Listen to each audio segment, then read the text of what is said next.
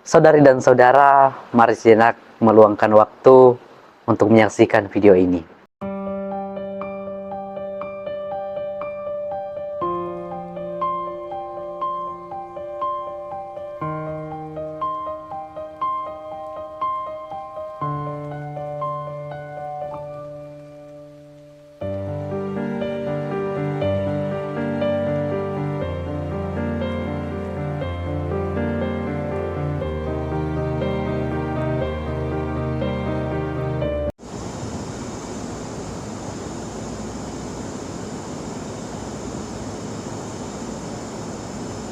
Di balik banjir besar yang merenggut rumah, merenggut nyawa, ada cerita lain yang sering kita abaikan. Hutan-hutan yang dulu hijau, kini tinggal kenangan. Pohon-pohon besar ditebang, akarnya dicabut, tanah dibiarkan telanjang, semua demi keuntungan segelintir orang.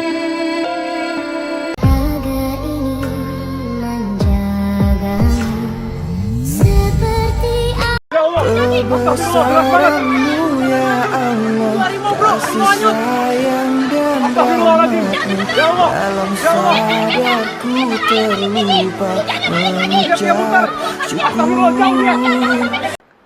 Ketika kita menyaksikan gambar-gambar bencana alam, video longsor, banjir di mana-mana, atau kepulan asap yang mencekik paru-paru anak-anak, kita cenderung berkata itu musibah.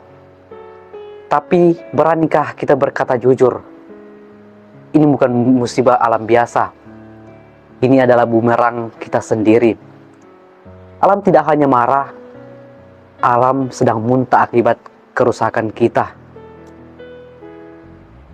Kita hidup dalam ilusi bahwa bumi adalah gudang tak berdasar untuk kebutuhan tak terbatas kita.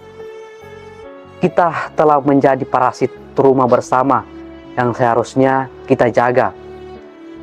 Ini saatnya kita berhenti menyebutnya krisis lingkungan dan mulai menyebutnya krisis moral dan iman. Mari kita membaca Alkitab bukan hanya sebagai hiburan rohani, melainkan untuk penghakiman untuk diri kita sendiri. Allah memberi kita Taman Eden untuk memelihara, tetapi kita mengubahnya menjadi pasar yang kita eksploitasi habis-habisan. Mandat kita ini bukan untuk menaklukkan alam dengan keserakahan, melainkan untuk mencerminkan kebijaksanaan ilahi dan mengaturnya. Apa yang terjadi sekarang? Kita merayakan kemajuan teknologi sambil menutup mata terhadap kerusakan. Pohon-pohon ditebang demi kertas, air dihabiskan demi pabrik, dan lautan kita penuhi dengan sampah yang bahkan tidak pernah terurai dalam 10 generasi. Setiap kali kita membuang plastik, tanpa peduli, setiap kita memboroskan listrik, kita sedang menyelipkan ciptaan Allah dalam skala kecil. Kita cenderung berpikir hanya untuk diri kita sendiri. Kita bebas menebang pohon dengan berbagai alasan. Inilah penghakiman terburuk terhadap Candi Paskah dan juga masa Natal yang akan kita rayakan.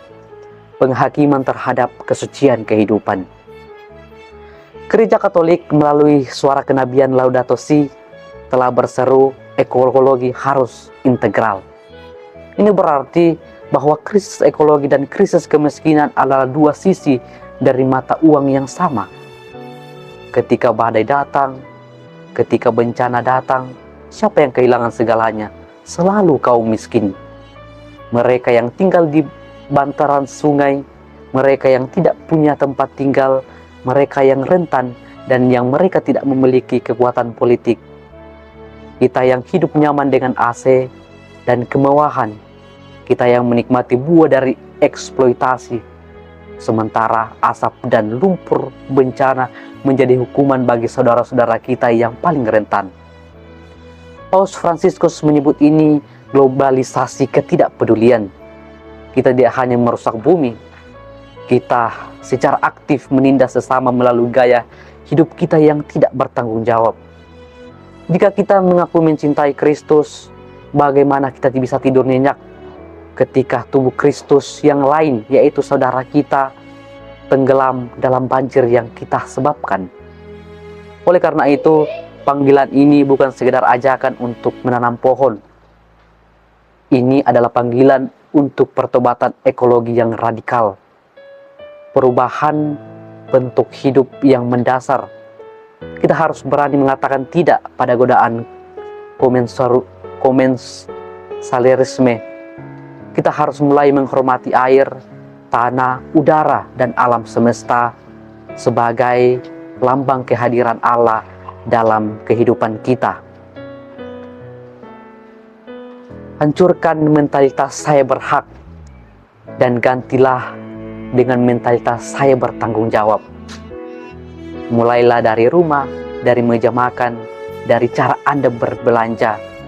Jangan hanya berdoa. Jadilah doa yang diwujudkan dalam kepedulian.